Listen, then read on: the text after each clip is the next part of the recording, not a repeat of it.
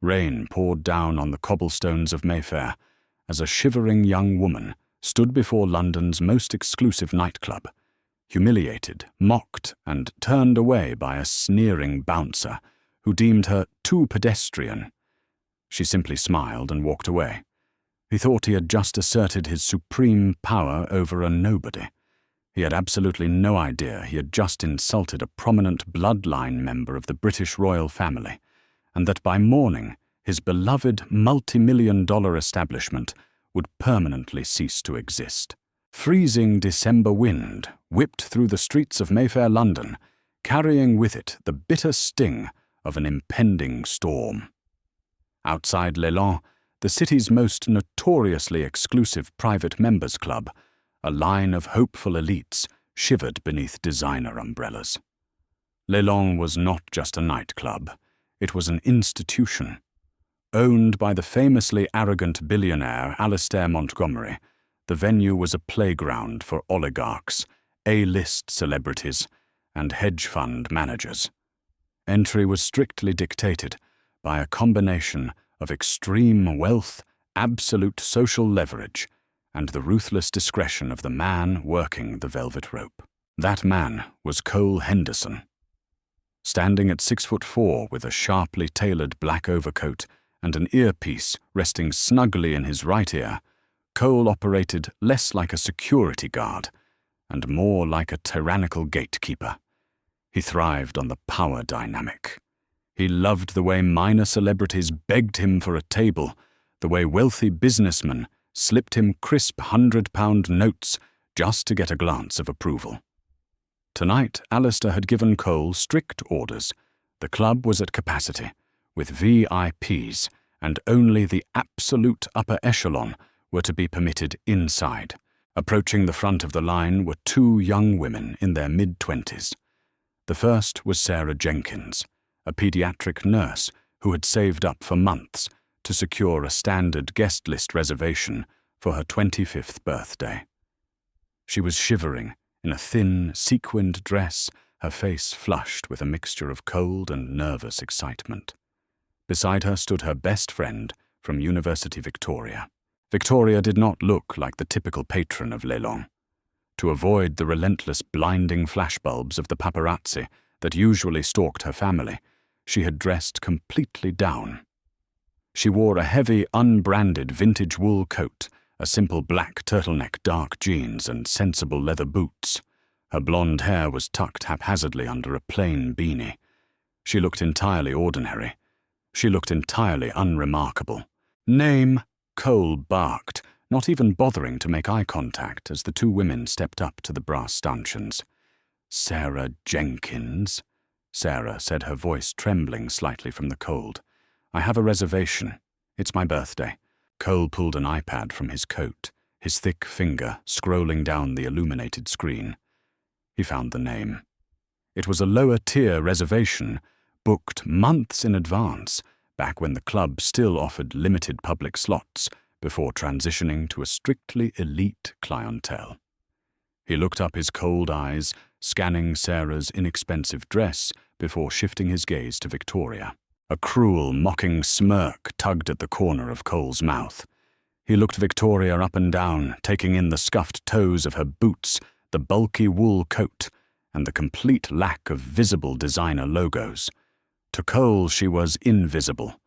Worse, she was a liability to the club's curated aesthetic. "Reservation or not, you're not coming in," Cole said, his voice loud enough for the hedge fund managers standing behind them to hear. A few of them chuckled. Sarah's face fell. "Wait, what?" "But I have the confirmation email right here. They charged my card for the deposit." "I don't care about your deposit, sweetheart," Cole sneered, stepping forward to physically block the entrance. "Look at your friend. This is Leland. We have a strict dress code. We don't let people in who look like they just wandered out of a thrift shop in Camden.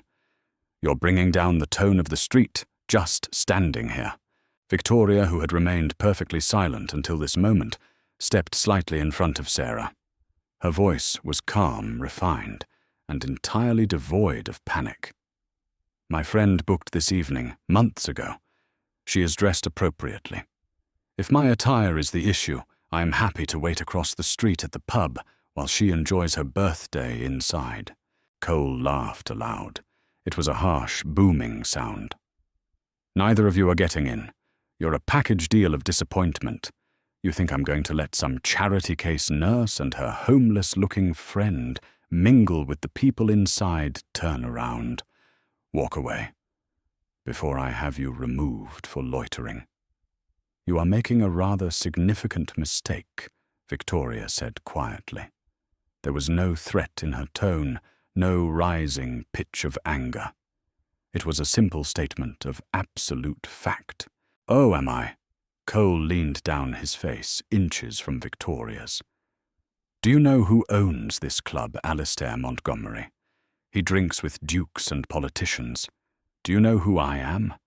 I'm the guy who decides that you two nobodies are going to spend your night crying on the tube ride home. Now clear off." Tears welled in Sarah's eyes. The humiliation was absolute. The crowd behind them was openly laughing now, pointing at the nobodies who dared to try and breach the fortress of the elite. Victoria looked at Cole for one long, piercing moment.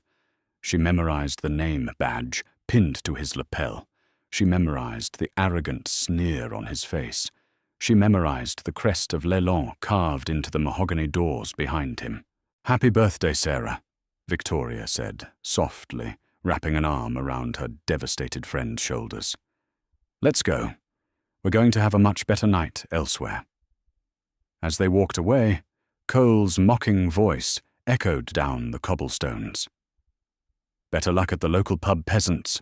He unclipped the velvet rope to let a famous reality television star inside, thoroughly convinced he had just successfully protected the pristine reputation of his employer's club. He brushed the encounter from his mind instantly. It was just another Friday night. Walking away from the glaring neon sign of Leland, the freezing rain began to fall harder, soaking through Sarah's thin dress. She was openly sobbing now, the months of anticipation shattered in a span of 3 humiliating minutes. "I'm so sorry, Victoria." Sarah wept, pulling her jacket tighter around herself. "I just wanted one nice night. I feel like such a fool. He looked at us like we were garbage." Victoria's expression had transformed. The calm, polite demeanor she had worn at the velvet rope had vanished, replaced by a cold, calculating intensity. As a senior member of the royal family, specifically, Lady Victoria Mountbatten Windsor VIII, in line to the throne, she was intimately familiar with snobbery, but she was shielded from it by her title, her security details, and the ancient weight of her family's name. Tonight, she had stepped out without her royal protection officers wanting to experience the city as a normal 20-something. Tonight, she had witnessed firsthand how the wealthy and powerful treated ordinary citizens when they thought no one of consequence was watching. "You have absolutely nothing to apologize for, Sarah," Victoria said, her voice ringing with an icy clarity that cut through the sound of the rain. "That man was a bully, and bullies who operate unchecked eventually destroy themselves." They ducked into a quiet, warm, and distinctly unpretentious pub named the Crown and Anchor, 2 blocks away. The bartender, noticing Sarah's tears and shivering frame, immediately brought over 2 mugs of hot tea and a plate of chips on the house. Victoria thanked him warmly, handing Sarah a mug. "Drink this," Victoria instructed. "I need to make a quick phone call. Then we are going to celebrate your birthday properly." Victoria stepped away from the table, retreating into a quiet alcove near the back of the pub. She reached into the pocket of her vintage coat and pulled out a heavy encrypted mobile phone. She bypassed her standard contacts and dialed a private unlisted number that routed directly to a heavily secured office in Westminster. The phone rang exactly twice before a crisp professional voice answered. "Good evening, Your Ladyship. Is everything all right? Security flagged that your tracker has remained stationary." It was Arthur Pendleton, the chief fixer and private secretary for the senior royal household. Arthur was a man who moved mountains in silence, a master of British bureaucracy, who could summon prime ministers or silence tabloids with a single polite conversation. "I am perfectly fine, Arthur," Victoria said. "But I have a task for you. It requires immediate attention." "Of course, ma'am." "Name it." "There is an establishment in Mayfair called Leland, owned by Alistair Montgomery. Are you familiar?" "Intimately," Arthur replied, a hint of distaste in his voice. "Mr. Montgomery is a known entity, arrogant, thinks his wealth places him above the law. We've had to gently redirect several younger members of the family away from his venues due to unsavory practices." "Those practices are worse than we thought," Victoria said coldly. "His staff humiliated my friend tonight. They actively discriminate against patrons who do not meet their superficial wealth criteria, despite holding a public entertainment license. The head of security, a man named Cole Henderson, was profoundly abusive." "Shall I have the security team handle Mr. Henderson, ma'am?" "No," Victoria replied, her eyes narrowing, as she looked out the pub window toward the distant lights of Mayfair. "Getting him fired isn't enough. Montgomery allows this culture. He profits from it. I want the establishment closed, Arthur. Not next week. Not tomorrow. Tonight." There was a brief pause on the line. "That is a significant request, your ladyship. Closing a venue of that size mid-operation requires overwhelming municipal authority." "Arthur," Victoria said softly, "are you telling me it cannot be done?" "I am telling you I am opening my laptop right now, ma'am," Arthur replied, the sound of rapid typing echoing through the receiver. Alistair Montgomery's clubs have a long history of circumventing fire safety protocols to overpack VIP rooms. Furthermore, his liquor licensing relies on a specific ratio of public to private access, which you've just proven they violate. I will make 3 phone calls: the Metropolitan Police, the Westminster City Council Licensing Authority, and the Chief Fire Marshal. "Make them," Victoria commanded. "Let them know that the royal household has taken a direct, profound interest in the immediate public safety of that specific venue. Consider it done. Enjoy your evening, your ladyship." Victoria ended the call, slipping the phone back into her pocket.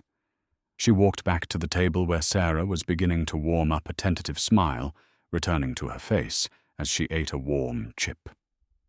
"Everything sorted?" Sarah asked innocently. "Yes," Victoria smiled, a genuine warm expression that didn't quite reach the cold determination in her eyes. "Everything is perfectly sorted." A mile away, inside the dark, pulsing heart of Leland Alistair Montgomery, was toasting a famous actor with a $10,000 bottle of champagne. Outside, Cole Henderson was turning away, another group of perfectly dressed locals laughing with the valets. Neither man noticed the 3 unmarked black sedans turning onto the street, nor did they hear the approaching wail of sirens cutting through the London storm. The trap had been set, the gears of supreme power had engaged, and the countdown to their absolute ruin had just begun. Inside the subterranean fortress of Leland, the atmosphere was thick with the scent of expensive imported perfumes, spilled vintage champagne, and unbridled arrogance. Thumping bass reverberated through the velvet-lined walls, a primal heartbeat for London's untouchable elite. Alistair Montgomery lounged comfortably in the VIP mezzanine, gazing down at the writhing mass of bodies on the dance floor. He was a man accustomed to absolute obedience. In his kingdom, money was the only law, and he was the supreme magistrate. He took a slow sip of his Dom Perignon, exchanging a knowing smirk with a prominent tech billionaire seated across the leather booth. Everything was perfect. His club was notoriously overcrowded, packing in 3 times the legal capacity to artificially inflate the exclusivity and drive up bottle service prices. But Alistair never worried. He believed he was completely untouchable. Outside in the freezing rain, Cole Henderson was busy physically pushing a young tech entrepreneur away from the velvet rope when the sudden blinding flash of blue and red strobe lights painted the cobblestones. Cole froze. Sirens wailed not from a distance, but aggressively close, cutting through the damp Mayfair air. 4 unmarked black sedans screeched to a halt, blocking the entire street. They were immediately followed by 2 heavy-duty Metropolitan Police riot vans and a massive gleaming red fire engine. It was an armada of municipal authority, an overwhelming show of force rarely deployed outside of a major terrorist incident.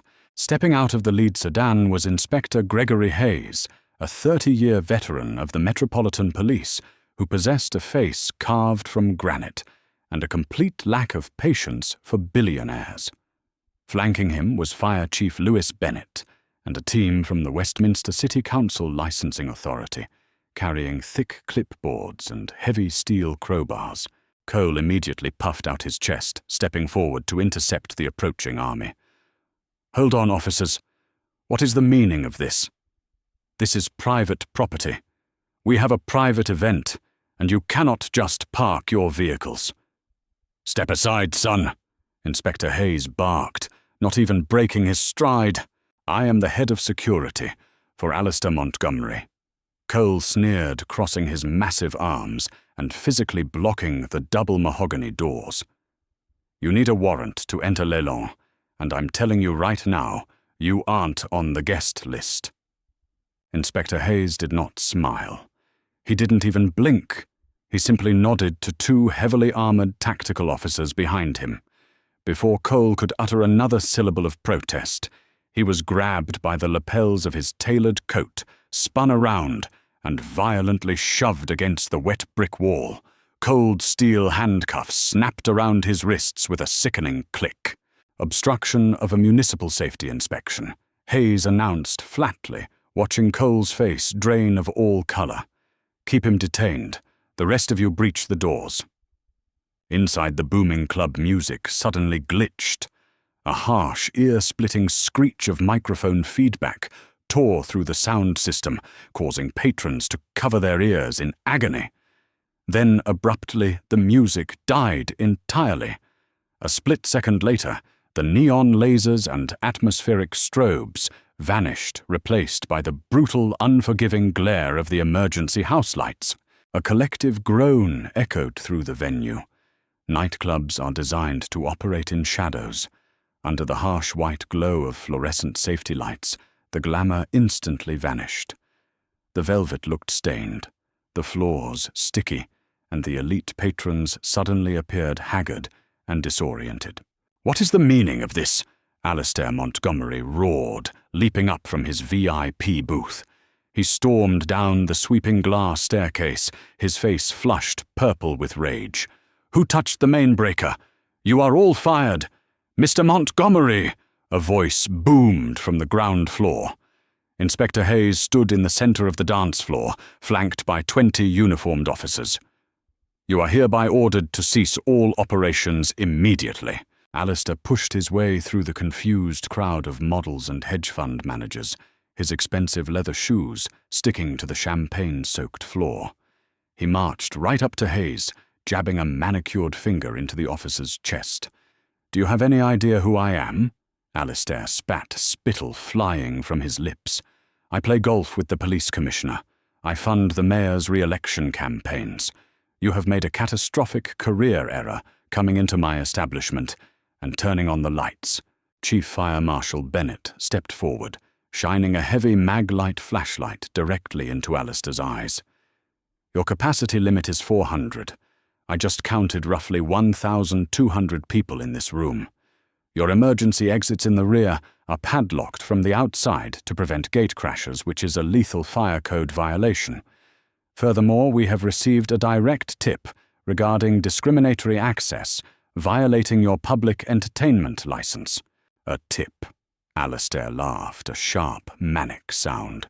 "You brought an army to my door on a busy Friday night, Because of a tip, someone was bitter they couldn't get past my bouncer, so they called the police. I will have your badges for this. I will sue the city for millions in lost revenue." Hayes pulled a heavily stamped legal document from his tactical vest. "You won't be suing anyone, Mr. Montgomery. Your liquor license is suspended indefinitely effective immediately. Your venue is condemned pending a structural safety review. Everyone in this building has exactly 3 minutes to evacuate before we begin making mass arrests for trespassing in a condemned zone." Panic erupted. The untouchable elite of London suddenly realized they were in a building deemed a public hazard, and the police were entirely serious. Celebrities shoved past politicians, scrambling toward the main exit. Alistair watched in absolute horror as his empire emptied out onto the wet streets of Mayfair. He pulled out his mobile phone, his hands shaking with fury, and dialed his contacts at City Hall. He expected a swift apology and an immediate reversal. Instead, every single call went straight to voicemail. The politicians he had bought and paid for were suddenly mysteriously unreachable. The protective shield of his immense wealth had inexplicably evaporated, leaving him standing alone in an empty, brightly lit room surrounded by police officers who looked at him with nothing but disgust. Morning broke over London, with a miserable grey drizzle matching the bleak atmosphere inside the sprawling glass-walled conference room of Alistair Montgomery's corporate headquarters. Alistair sat at the head of the long oak table, nursing a massive glass of scotch, despite the early hour. His eyes were bloodshot, his tie loosened, his arrogance completely shattered. The news of the dramatic raid on Leland had already broken on every major morning show. Stock in his hospitality group was plummeting. Simon Fletcher, Alistair's lead legal counsel, burst through the double doors. Simon was a ruthless corporate shark, a man who charged £1,000 an hour to make legal headaches disappear. But today, Simon looked pale, sweating profusely, holding a thick leather folder as if it were a live grenade. "Fix this, Simon," Alistair snarled, throwing his empty tumbler against the wall where it shattered into 100 pieces. "I want an injunction against the city. I want Inspector Hayes fired. I want my club open by tonight." Simon slowly closed the door, locking it behind him. He did not sit down. He stood at the opposite end of the table, his hands trembling slightly as he opened the folder. "We are not opening tonight, Alistair," Simon said, his voice dropping to a terrified whisper. "We might never open another venue in this country again." "Excuse me." Alistair stood up, leaning over the table. "I pay you a fortune to be a bulldog, not a coward. It was a minor code violation. Some disgruntled, nobody couldn't get in called the fire department and exaggerated the crowd size. We pay the fine. We grease some palms and we move on." Simon pulled a USB drive from his pocket and plugged it into the large monitor at the end of the room. "I spent the entire night tracking down the source of the municipal order. Normal closure notices take weeks to process through the city council. This took less than 15 minutes. It bypassed the mayor. It bypassed the commissioner. The order came directly down from Westminster. Top priority." The screen flickered to life, showing the black and white security camera footage from the front door of Leland the previous night. The audio was crystal clear. It showed Cole Henderson standing at the velvet rope. "Look at this." Simon pointed a laser pointer at the screen. "Look at who your idiot head of security turned away." Alistair squinted at the screen. He saw a shivering girl in a sequined dress, and beside her, a young woman in a bulky vintage coat and a beanie. They looked completely unexceptional. "I don't care about 2 random girls." Alistair groaned, rubbing his temples. "Cole did exactly what I paid him to do. He kept the trash out." The audio played through the conference room speakers. Cole's mocking voice echoed loudly. "Neither of you are getting in. You're a package deal of disappointment. Turn around, walk away, before I have you removed for loitering." Then Cole's final insult. "Better luck at the local pub, peasants." Alistair shrugged impatiently. So, he was rude. Big deal. Who are they?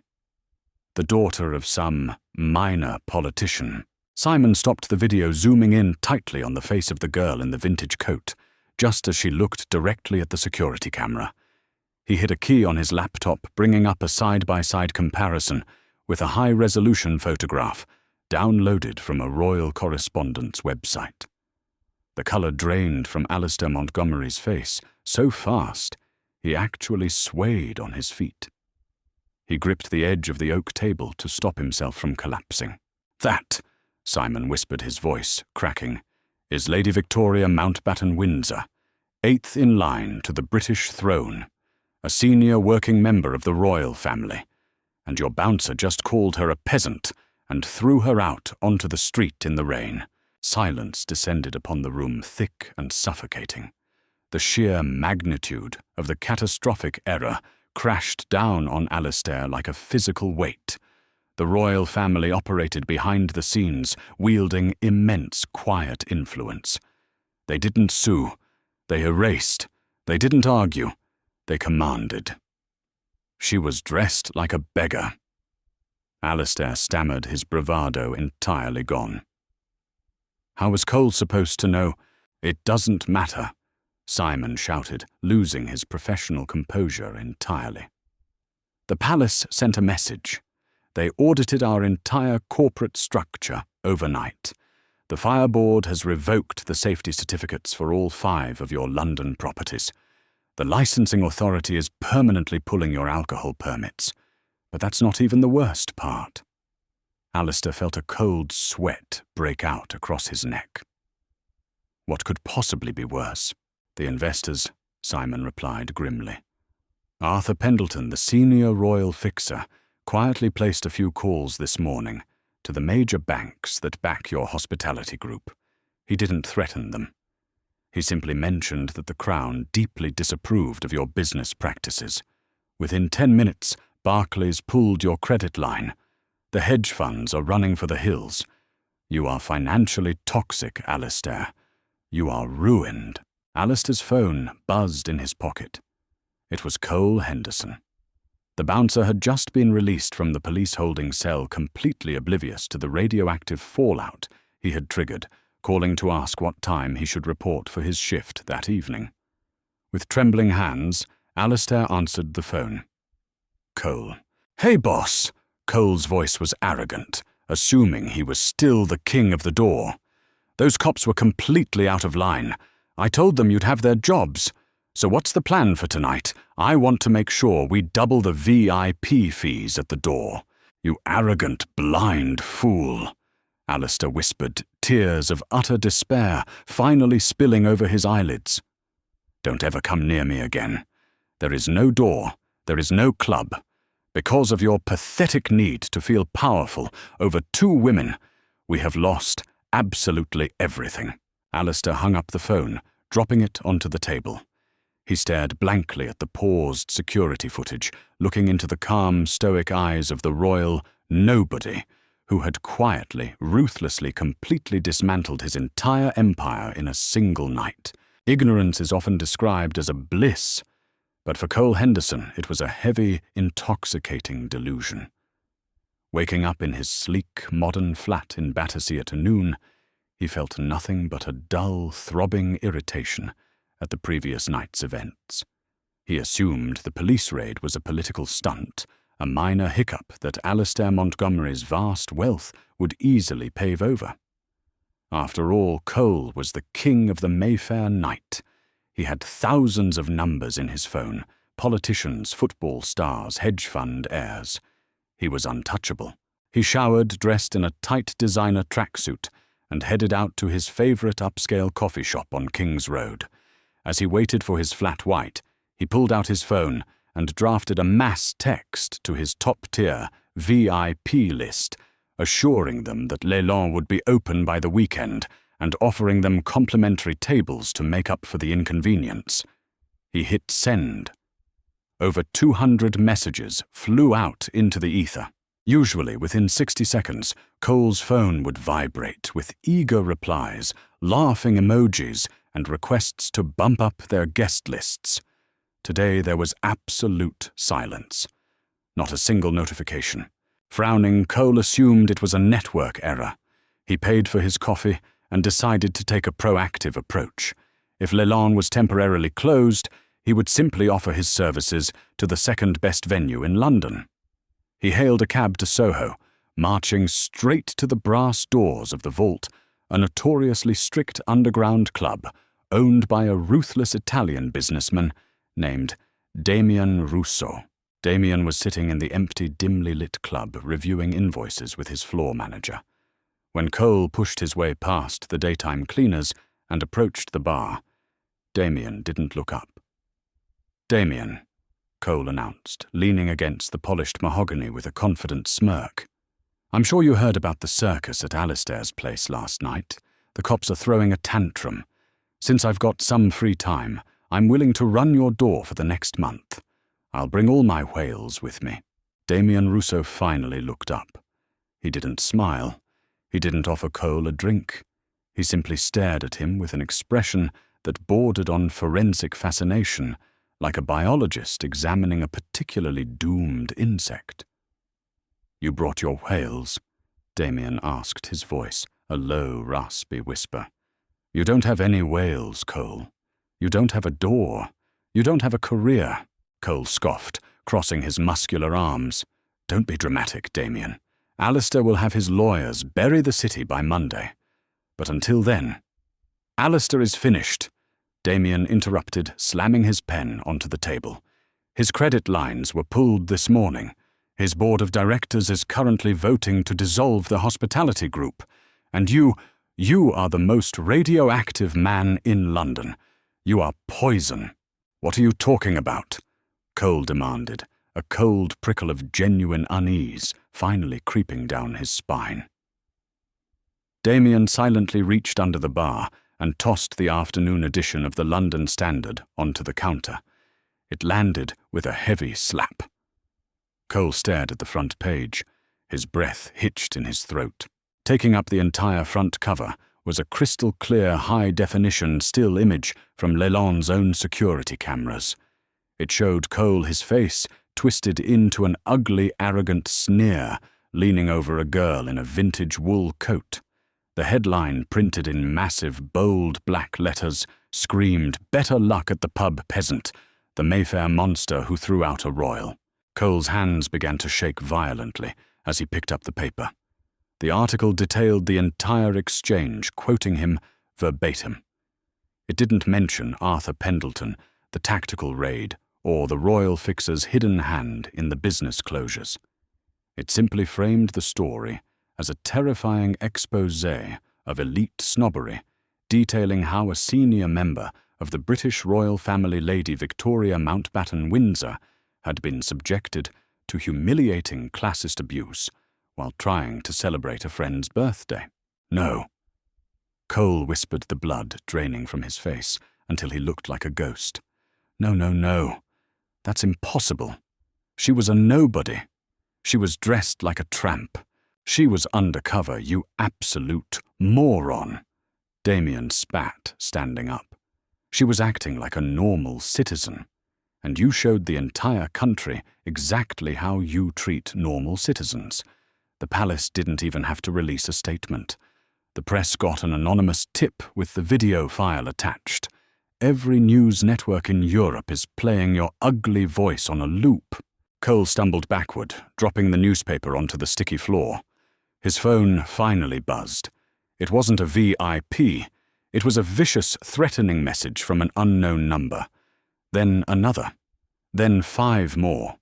The tabloids hadn't just published the story. Internet sleuths had already leaked his personal phone number and home address online.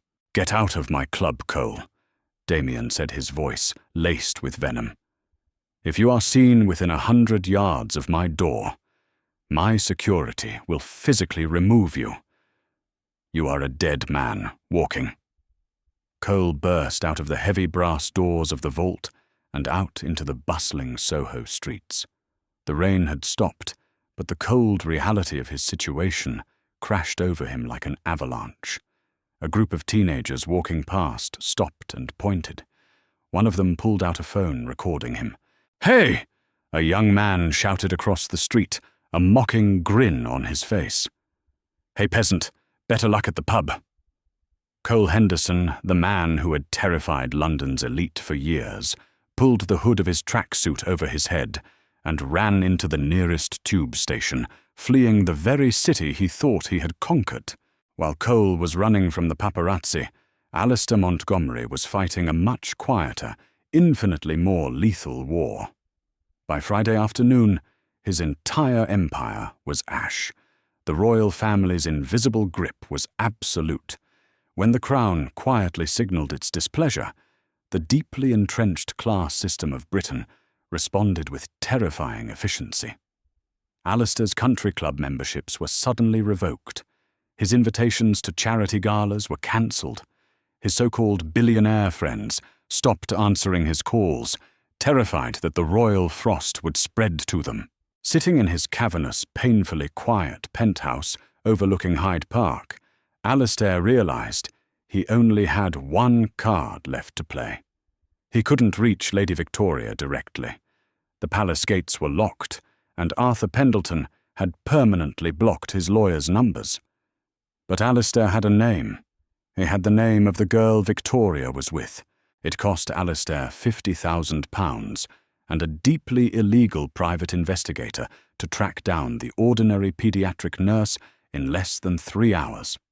By 4 p.m. a desperate, haggard Alistair Montgomery was standing in the brightly lit, sterile linoleum corridor of Marylebone General Hospital's paediatric ward. He was flanked by 2 nervous lawyers carrying thick briefcases. Sarah Jenkins was just finishing her shift writing up a patient chart at the nurses' station when she looked up and froze. Standing before her was the billionaire owner of the club that had humiliated her just 24 hours prior. He looked completely unhinged. His expensive bespoke suit was wrinkled, his hair was a mess, and his eyes were wide with sheer panic. "Miss Jenkins," Alistair gasped, stepping forward, his voice trembling. "Please, I beg of you. You must listen to me." Sarah took a step back, her heart pounding. "How did you find me? You need to leave right now, or I'm calling hospital security." No, please!" Alistair practically dropped to his knees. He snapped his fingers, and one of his lawyers immediately opened a briefcase, pulling out a heavy embossed document. "I am here to make amends. A terrible, unforgivable mistake was made last night. My employee acted monstrously. I have fired him. And to prove my absolute sincerity, I have brought a check." He shoved the paper onto the nurse's station counter. Sarah stared at it. It was a certified bank draft made out directly to the Marylebone Paediatric Ward. For £2 million. "Take it," Alistair pleaded, tears welling in his eyes. "Build a new wing. Buy new incubators. Name it whatever you want. All I ask, all I beg, is that you contact your friend. Please tell Lady Victoria that I am a good man. Tell her that I am deeply sorry. Tell her to call off the dogs." Sarah looked at the desperate billionaire, then at the check that could save countless children's lives, and finally at the hallway behind him. A calm, familiar voice echoed against the sterile tiles. "That is a very generous donation, Mr. Montgomery. The hospital will put it to excellent use." Alistair spun around. Walking down the corridor dressed in an impeccably tailored navy blue blazer and carrying 2 takeaway coffees was Lady Victoria Mountbatten Windsor. She was flanked by 2 massive, expressionless royal protection officers in sharp grey suits. Alistair's breath caught in his throat. He bowed his head awkwardly, his hands shaking. "Your ladyship, I am so profoundly sorry. The disrespect you suffered at my establishment. It was an anomaly. I swear it." Victoria handed one of the coffees to a stunned Sarah before turning her icy, piercing gaze upon the broken billionaire. You misunderstand the situation entirely, Mr. Montgomery, Victoria said quietly. Her voice did not echo, but it carried a weight that seemed to crush the air out of the corridor. I am not punishing you because your bouncer insulted my title.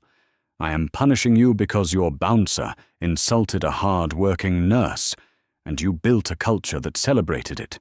I didn't know, Alistair cried out, his voice cracking.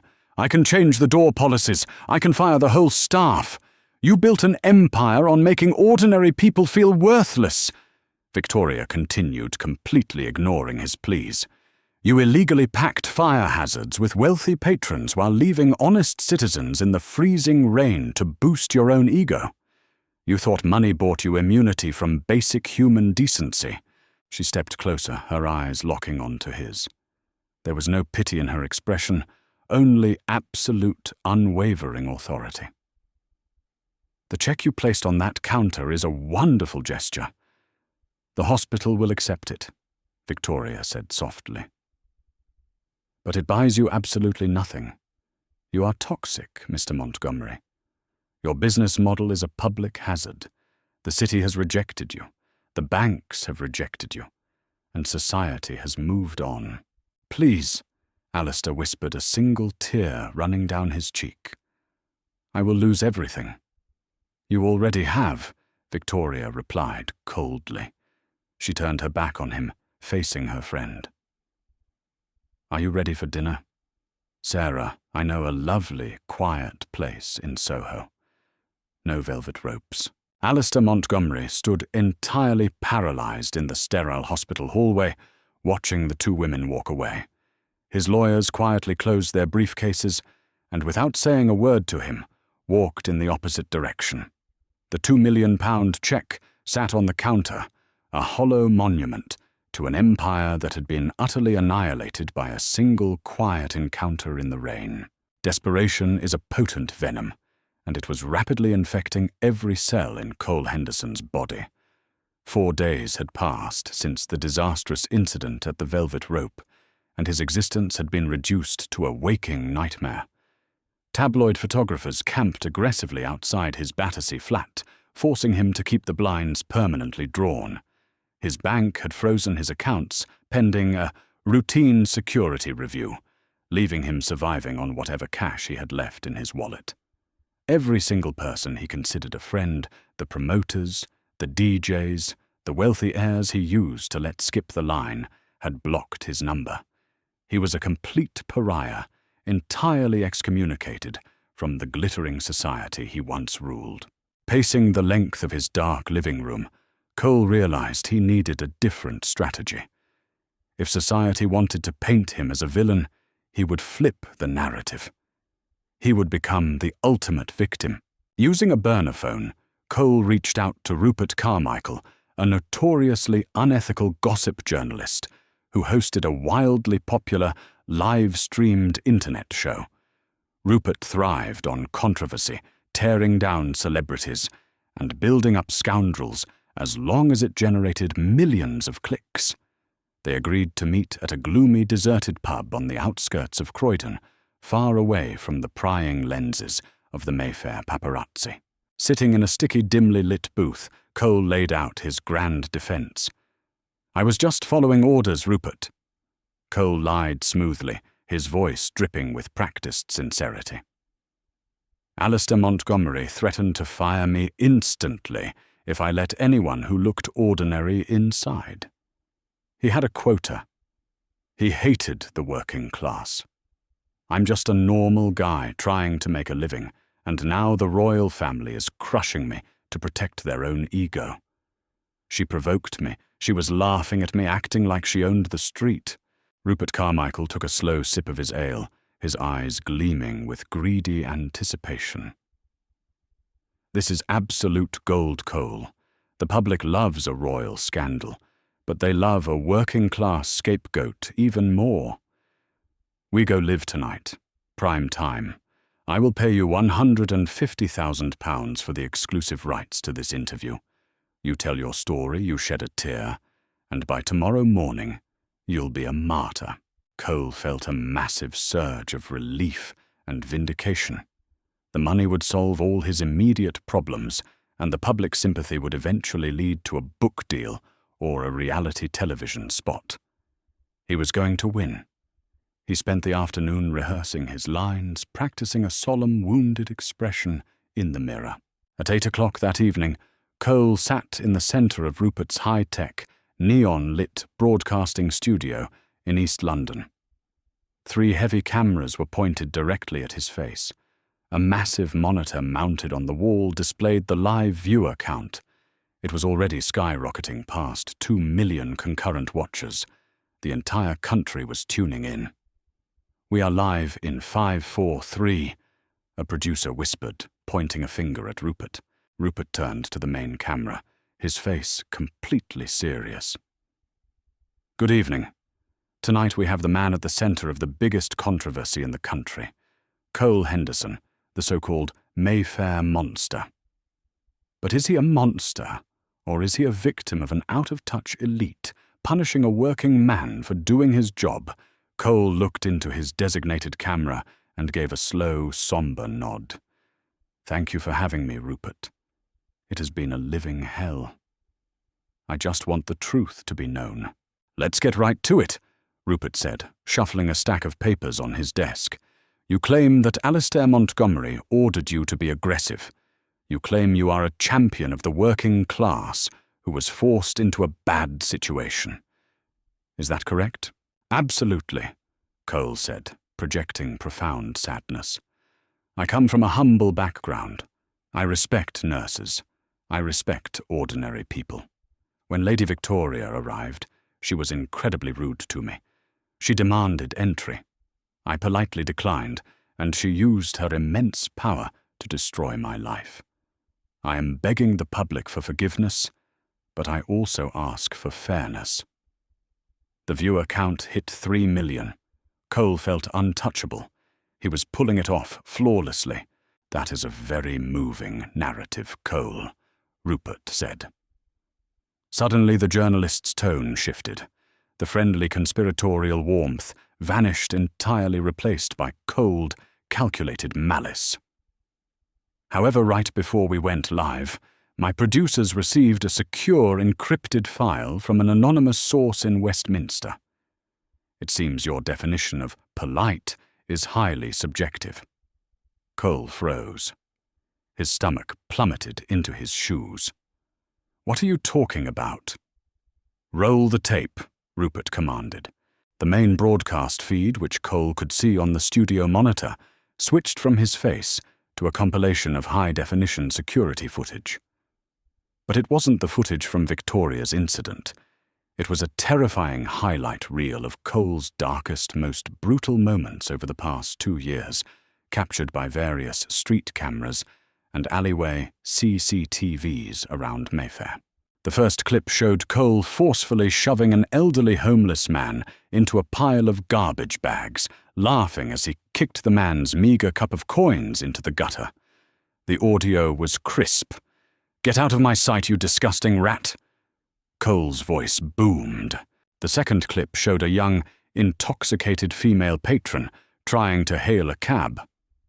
Cole approached her, grabbed her expensive designer handbag, pulled out a thick stack of cash, and shoved the bag back into her chest before threatening her with his fist. It was blatant, undeniable robbery and intimidation. The third clip was from inside the club's staff room. Cole was bragging to another bouncer, explicitly mocking the working class. "I love tossing these pathetic peasants." Cole bragged on the recording, laughing aggressively. "They save up their miserable little paychecks just to stand near me, and I squash them like bugs. I am a god out there." The live chat on the screen beside Cole was moving so fast it was a blur of rage. Words like criminal thug and prison flashed continuously. Cole sat paralyzed, his face a mask of absolute horror. He looked at Rupert, who was smiling viciously. Arthur Pendleton, the royal fixer, hadn't just shut down the club. He had spent the last 4 days utilizing military-grade intelligence to pull every single piece of data on Cole Henderson, feeding it directly to the greediest journalist in London to ensure maximum public execution. So Cole... Rupert leaned forward, his voice dripping with poison. Would you care to explain how stealing from drunken women and assaulting the homeless makes you a working-class martyr? Cole couldn't speak. He ripped the microphone off his collar, his hands shaking so violently he nearly knocked over his chair. He bolted out of the studio, running blindly into the dark streets of East London, fleeing from the cameras, the millions of viewers, and the devastating realization that he had just broadcast his own unarguable guilt to the entire world. Furious and completely stripped of his dignity, Alistair Montgomery refused to fade into obscurity without dragging his enemies down with him. The hospital donation had been a miserable failure, rejected with icy precision by the very royal he had insulted. His hospitality group was bleeding money, his properties were condemned, and his social standing was thoroughly obliterated. But Alistair still had one formidable weapon left in his arsenal: deep, untraceable offshore wealth and a pathological inability to accept defeat. Sitting in a smoky, mahogany-panelled office in the City of London, Alistair slammed his fist onto the desk of Bradley Lawson. Lawson was a high-priced, incredibly aggressive corporate litigator, known for utterly destroying his opponents in court through malicious technicalities and sheer intimidation. I want Westminster City Council tied up in litigation for the next 10 years. Alistair snarled, pacing the room like a caged tiger. I want Inspector Hayes fired. I want the fire marshal prosecuted for falsifying reports. They shut down my venue on a royal whim. It's an abuse of municipal power. We sue them for unlawful closure. We demand 50 million in damages, and we force them to reinstate my licenses. Lawson steepled his fingers, a predatory grin spreading across his face. It is entirely doable, Alistair. The council acted with unprecedented speed. If we can prove they bypassed standard bureaucratic procedures due to external pressure, namely Lady Victoria, we can claim political persecution. We will file an emergency injunction at the High Court tomorrow morning. We force the city to reopen the club pending a full trial. Alistair felt a familiar, intoxicating surge of arrogance return. The royals thought they could just snap their fingers and erase him. He would drag them into a messy, highly publicized constitutional nightmare. He would make them bleed in the press. The following morning, the High Court of Justice in London was buzzing with chaotic energy. Dozens of reporters lined the stone corridors tipped off about the Billionaire's explosive lawsuit against the city. Alistair strode through the heavy oak doors of courtroom number 4, wearing a bespoke charcoal suit, his chin held high. He looked directly at Inspector Hayes, who was seated at the defense table, and offered a condescending, victorious smirk. The presiding judge, a stern man with no tolerance for theatrics, called the hearing to order. Bradley Lawson immediately took the floor, pacing before the bench with aggressive confidence. Your Honor, the sudden violent closure of Leland was not an act of public safety. It was an illegal, politically motivated hit job. The Westminster City Council bypassed a dozen statutory warning protocols. We demand the immediate suspension of the closure order and the full restoration of my client's commercial operations. The city's lead counsel looked surprisingly calm. He stood up slowly, adjusting his glasses. Your Honor, the city firmly rejects the premise of this injunction. In fact, this entire hearing is a moot point, as Mr. Montgomery no longer possesses the legal standing to sue on behalf of the Montgomery Hospitality Group. Alistair frowned, leaning forward in his chair. What is he talking about? He whispered harshly to Lawson. Furthermore, the city's council continued pulling a thick stack of documents from his briefcase. The city council did not act alone. The sudden raid was prompted by overwhelming evidence of severe criminal misconduct, provided directly to the authorities by a whistleblower within Mr. Montgomery's own executive board. The heavy oak doors at the back of the courtroom swung open with a resounding thud. The entire gallery turned to look. Walking down the center aisle, impeccably dressed in a tailored charcoal grey suit, was Peter Wellington. Peter was Alistair's chief financial officer, a quiet, nervous man who had managed the Billionaire's ledgers for over a decade. Right beside him, radiating an aura of absolute, terrifying calm, was Arthur Pendleton, the senior royal private secretary. Alistair's heart stopped. A cold, suffocating dread seized his lungs. "Your Honour," the City Council announced, holding up the documents. At 6 o'clock this morning, the Board of Directors for the Montgomery Hospitality Group held an emergency vote. Fearing severe criminal implication, they unanimously voted to oust Alistair Montgomery as Chief Executive Officer. They have completely surrendered the lease of Leland to the city in exchange for corporate amnesty. "Objection!" Lawson shouted, his face turning red. "This is absurd. My client is the majority shareholder." "Not anymore," the counsel replied smoothly. "Mr. Wellington has provided the Crown Prosecution Service with complete encrypted ledgers proving that Mr. Montgomery has been actively laundering millions of pounds through the club's VIP bottle service, utilizing a secret underground casino built entirely off the municipal grid beneath the dance floor. To pay the immediate fines levied by HM Revenue and Customs, the board has seized and liquidated all of Mr. Montgomery's shares." The courtroom erupted into a frenzy of murmurs and camera shutters clicking wildly from the press box. "Peter!" Alistair screamed, completely losing his composure. He lunged over the legal table, his face contorted in pure rage. "You backstabbing rat, I made you!"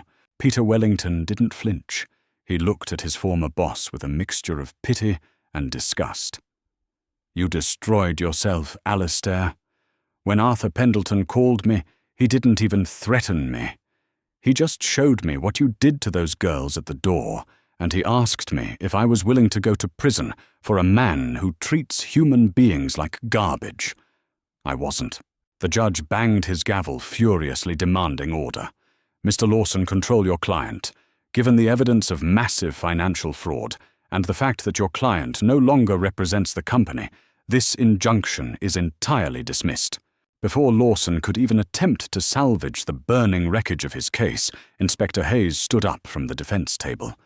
He didn't look angry. He looked profoundly satisfied. He walked directly toward Alistair, pulling a pair of heavy steel handcuffs from his belt. "Alistair Montgomery."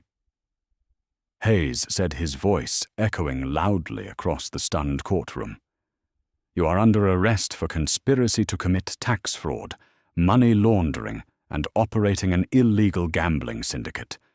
You do not have to say anything, but it may harm your defense if you do not mention, when questioned, something which you later rely on in court." Alistair was paralyzed. He felt the cold steel snap violently around his wrists. He looked toward the back of the courtroom, desperately searching for a way out, for someone to bribe, for a string to pull. But all he saw was Arthur Pendleton. The royal fixer gave Alistair a very slow, exceptionally polite nod, a silent confirmation that the absolute destruction was complete. The invincible billionaire was roughly pulled away from the polished tables, dragged out of the courtroom in front of flashing cameras and jeering reporters, realizing far too late that true power never needs to shout to completely dismantle a life. Fleeing the country seemed like the only logical option left for a man whose face had been plastered across every tabloid and broadcast network in Britain. Cole Henderson, the former tyrant of the Mayfair nightlife, stood shivering in the queue at Heathrow Terminal 5, wearing a cheap, unbranded hoodie and a low-pulled baseball cap. His heart hammered a frantic rhythm against his ribs. He had scraped together the last £2,000 in his flat, stuffed it into a duffel bag, and booked a one-way economy ticket to a remote coastal town in Spain. He believed that if he could just get past the passport control desk, he could disappear into obscurity and escape the radioactive fallout of his own arrogance. Clutching his passport with sweaty, trembling fingers, Cole stepped up to the glass booth. The immigration officer, a stern-faced woman with tired eyes, took the document and scanned it. Cole held his breath, staring fixedly at the floor, praying for the heavy mechanical click of the turnstile. Instead, the computer screen flashed a bright, solid red.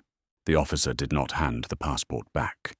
She calmly picked up a telephone receiver, keeping her eyes locked onto Cole's pale, sweating face. "We have a flag at desk 4, she murmured quietly. Panic seized Cole's chest. He turned to run, abandoning his duffel bag, entirely desperate to vanish into the dense crowds of travelers. He barely made it 10 paces before 2 heavy, unyielding hands slammed onto his shoulders, driving him brutally to the polished linoleum floor. "Going somewhere, Mr. Henderson?" a familiar, gruff voice asked. Cole gasped for air, his cheek pressed painfully against the cold floor. He looked up to see the polished black boots of Inspector Hayes. The Metropolitan Police had not forgotten about him. Following Rupert Carmichael's disastrous live stream, which had broadcast Cole's previous assaults and robberies to millions, the police had immediately issued an expedited warrant for his arrest. "You don't understand," Cole whimpered, the last remnants of his fake tough guy persona completely evaporating as cold steel handcuffs snapped securely around his wrists for the second time in a week. "I have to leave. People are threatening me. You should have thought about the consequences of terrorizing ordinary citizens before you decided to play God at a velvet rope," Inspector Hayes replied coldly, hauling the massive, blubbering bouncer to his feet. "You are looking at 3 counts of assault, 2 counts of grand larceny, and flight to avoid prosecution. You aren't going to Spain, Cole. You are going to Belmarsh." As Cole was frog-marched through the busy airport terminal, tourists and travelers stopped to point, recognizing the Mayfair monster from the morning papers. There was no pity in their eyes, only the absolute satisfaction of watching a bully finally meet an immovable wall of justice. Miles away across the sprawling grey expanse of the city, Alistair Montgomery was experiencing his own personalized hell. Stripped of his bespoke suits, his diamond watches, and his impenetrable aura of wealth, he sat on a thin, lumpy mattress inside a freezing concrete cell at Wandsworth Prison. The heavy iron door was locked from the outside. There was no VIP list here. There were no champagne flutes or grovelling politicians. Alistair stared blankly at the small barred window near the ceiling, watching the grey London rain fall. His ruthless corporate litigator had officially dropped him as a client the moment his assets were frozen by the Crown Prosecution Service. His board of directors had fed him directly to the wolves to save their own skins, turning over every encrypted ledger and hidden hard drive. He was facing a minimum of 15 years in federal lockup for orchestrating one of the largest underground gambling rings in the city's history. A prison guard walked past the iron bars, casually tossing a folded newspaper through the slot.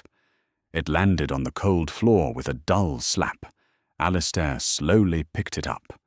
The business section was entirely dedicated to the rapid, spectacular dismantling of the Montgomery Hospitality Group. But it was the photograph on the second page that made Alistair's blood run completely cold. It was a picture of the physical venue that used to be L'Elan. 6 months had passed since that fateful night in the rain. The gaudy neon signs, the oppressive black paint, and the brass stanchions that once guarded the entrance had been entirely ripped away. Arthur Pendleton, operating with the quiet, terrifying efficiency of the royal household, had orchestrated a complete municipal buyout of the seized property. The building had been completely transformed. The dark-tinted windows were replaced with massive, welcoming panes of clear glass, allowing warm, golden light to spill out onto the Mayfair cobblestones. The space had been reborn, as the Sovereign Trust Community Centre, a publicly funded arts and hospitality venue dedicated entirely to supporting working-class artists, culinary students, and local charities. Inside the newly renovated hall, the grand opening was in full swing. There were no bouncers, no dress codes, and absolutely no velvet ropes. The space was filled with a vibrant, joyful mix of ordinary Londoners. Standing near the back of the room, holding a simple cup of tea, Lady Victoria Mountbatten Windsor watched the celebration with a quiet, genuine smile. She wore a simple, floral dress, completely blending in with the crowd. Beside her stood Sarah Jenkins, the pediatric nurse whose ruined birthday had sparked the greatest demolition of corporate arrogance in modern British history. "It really is beautiful, isn't it?" Sarah asked, looking around the bright, lively room that used to be a dark fortress of snobbery. "I can't believe this is the same place." "Power is a fascinating tool, Sarah," Victoria replied softly, taking a slow sip of her tea. "Some men use it to build walls to lock people out in the cold, just to make themselves feel important. But true power, lasting power, is knowing how to tear those walls down."